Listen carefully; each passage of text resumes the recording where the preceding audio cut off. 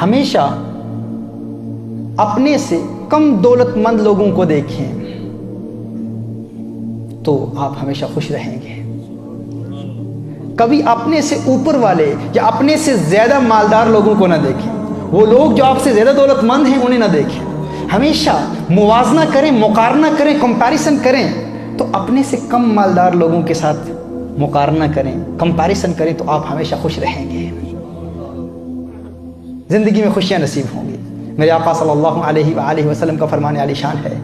سیدنا ابو ہریرہ رضی اللہ تعالیٰ عنہ روایت فرماتے ہیں: انظروا الی من هو اسفل منکم ولا تنظروا الی من هو فوقکم. میرے آقا صلی اللہ علیہ وسلم ارشاد فرماتے ہیں ہمیشہ اپنے سے نیچے والے درجے کے لوگوں کو دیکھیں، اپنے سے اوپر والے درجے کے لوگوں کو نہ دیکھیں.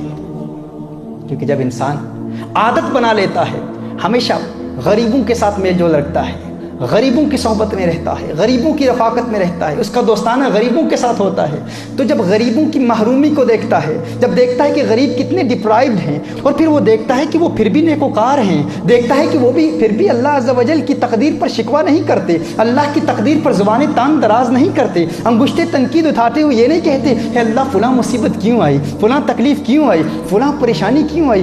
ہمیشہ غربت کے باوجود مطمئن قلب رکھنے والے ہیں.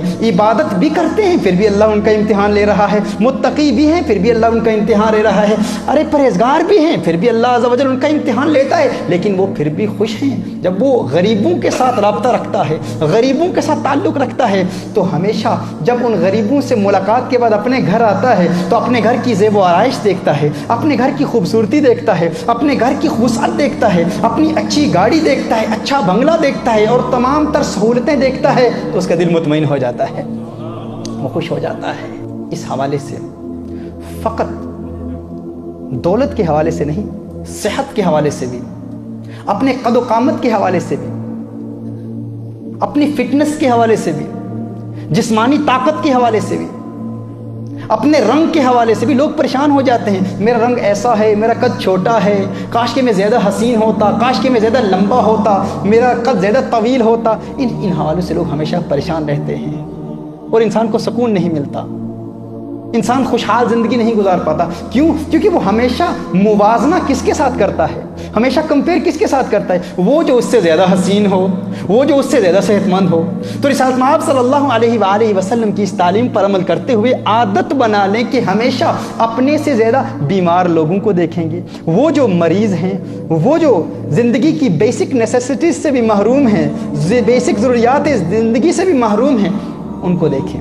بس سوچنے کا انداز بدلنا ہے، اپنی ترجیحات بدلنی ہیں.